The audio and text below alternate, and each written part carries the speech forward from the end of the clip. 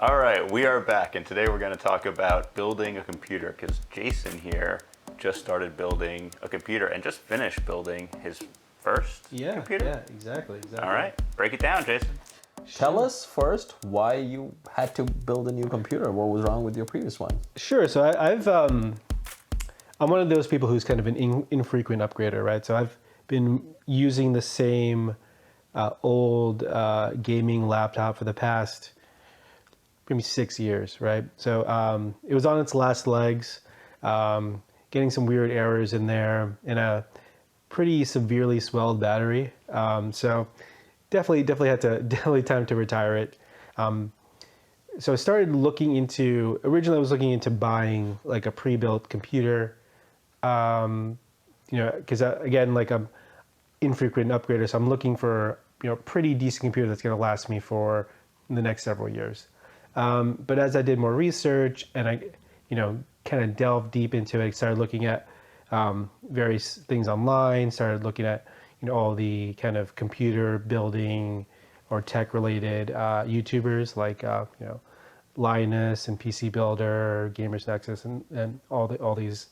I got more and more interested in having the experience of building my own. So I delved deep, did a lot of research on it, resolved to go ahead and build my own PC. And anyone who's gone through this process before, especially for a first-time builder, it's a lot of like research, like learning about what parts are going to go together and all this. And it's also very unique, maybe not unique, but it's an interesting time to be building a PC because right now it's early 2023, so we're in the midst of NVIDIA bringing out the new 4000 series GPUs, at the tail end of the 3000 series GPUs. So, a lot of things to consider as you're building. So, with compatibility of parts, future proofing, and all of this. So, it's an interesting time.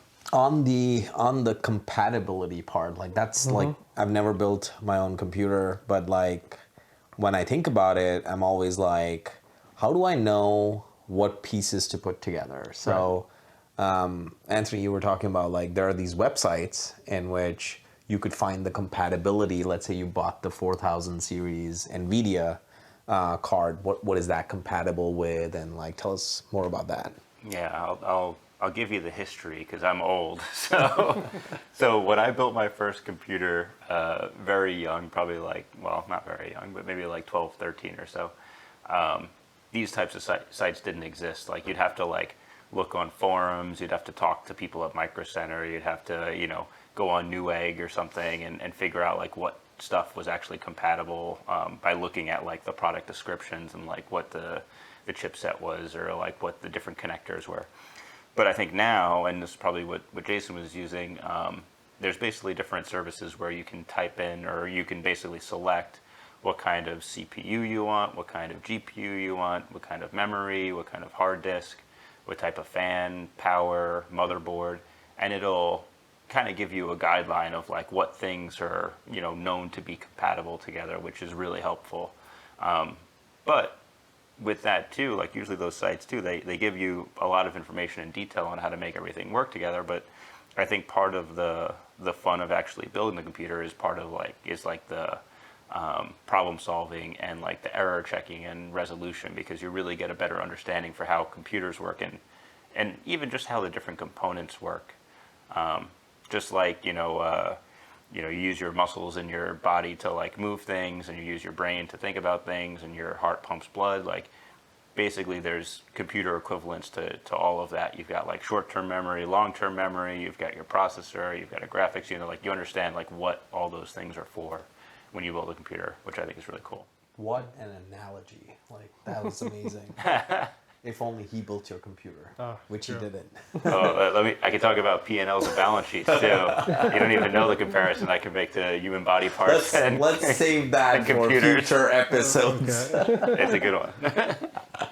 So, Jason, how did it turn out? Are you happy with the finished product? Yeah, it turned out really, really well. As far as my final build, I went with the Lian Li Lancool 216 case, which is one of the better, not budget, but kind of value cases out there right now. You can, I mean, if you search for it, you'll see a bunch of reviews. It's really interesting because it's got these massive front intake fans, like 160 millimeter fans, right? Two of them, just huge. So I think that's really cool to look at it. I got the RGB version, so obviously.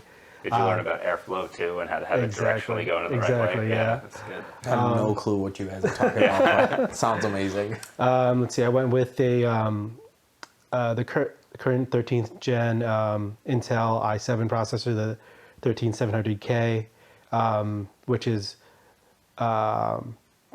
probably it's a little bit overkill for what the stuff I do. Definitely for gaming, it's more than you need. But again, I'm planning to hold on. Future proofing. So you're not building the future-proofing. next ChatGPT? We thought he was. Let's see. And so that was actually an interesting decision point, whether to go with Intel or AMD for the processor, right? So the thought process there was, the argument for AMD is that the socket on AMD is new, the AM5 socket. So there are going to be subsequent AMD processors on that socket. So if you look to upgrade in the future, that it's possible you won't without changing your motherboard. Right now, the 13th gen Intel CPU is the LGA 1700 socket, which this is the last CPU for that socket. So the future CPUs are going to be a new socket, so you won't be able to upgrade from this CPU. That being said, number one, I just prefer Intel, and I got a good deal on this particular one because I bought this processor, motherboard, and the RAM together in a bundle from Micro Center, so I was able to get a deal on it. But that being said, I went with the 13700K. I went with a 4070 GPU from NVIDIA, which is a little bit controversial in the PC building space. I think if you look at any of the videos from the people who focus on graphics cards, it's a very heavy slant towards recommending AMD graphics cards these days from a price to performance standpoint. Especially with NVIDIA's issues with lower VRAM and so on. However, I think there are benefits to NVIDIA that appeal to me, particularly because we're looking to do a podcast and do these videos. NVIDIA tends to be better supported for that sort of thing, for video encoding, and it's not so much an issue now, but in the past, NVIDIA has had better driver support, which I'm not someone who's looking to tinker so much, so I want something that's going to be kind of reliably stable. Beyond that, went with 32 gigs of DDR5 RAM, went with the Asus motherboard that came with the bundle. I think it's an Asus Prime motherboard, Z790. And what else? Oh, I used the Thermalright Peerless Assassin air cooler. I think people who are watching this who are interested in this sort of thing will have seen, like, this air cooler is getting like crazy good reviews. It's like only like $40-50, but it's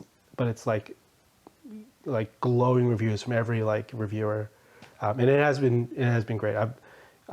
Honestly, like, the thing about it is, like, my computer is like really powerful now, and I don't fully utilize it. I guess I haven't done any. I don't really do a lot of AAA gaming. I do, my primary games are 4X strategy games, grand strategy, things like Civ 6 or Stellaris, which aren't overly graphically intensive. Let's give him all the videos today. Yeah, Jason, welcome to 4K All the footage. capacity, seriously. But yeah, it's gonna be interesting, like, to try to like go more into some AAA gaming and like have that experience. Because right now, like, I play Civ 6, like the demand on the on my computer is so low, like my graphics card fans don't even turn on. That's a flex. Yeah, that's a flex. So right tell there. us how much it cost. I believe I spent I hunted around for deals. I got that bundle from Micro Center. So I spent maybe 1700. Okay. Not And bad. how would you compare that with if you were to buy this? Yeah, I mean, if I had bought it pre-built, I probably would have paid at least $100 to $200 of premium on top of that, Okay. depending on the pre-built builder. I think there are some companies that are better build quality than others. So, like, I think a really good one is Main Gear, which is based here in New Jersey. I've heard they have really good build quality, but they're a slightly higher premium. I've seen the ads for Build Redux, but the other issue with going with the pre-built is you are limited to kind of their options, right? Obviously, when you build a computer yourself, you have full control of what goes into it, and that's kind of an intimidating prospect at first, but it's also very interesting. You get kind of like really customize and delve deep. That's cool. Very cool. Well, I think we're Yeah. out of time for this one, Yeah. but good recap. And as everyone just heard, Jason is going to be our new video editor. So I'm excited. very excited for that. We want some All the premium graphics that are gonna be in this video. There's going to be massive graphics. Crazy. I want to be computer generated from now on. Awesome. Well, guys,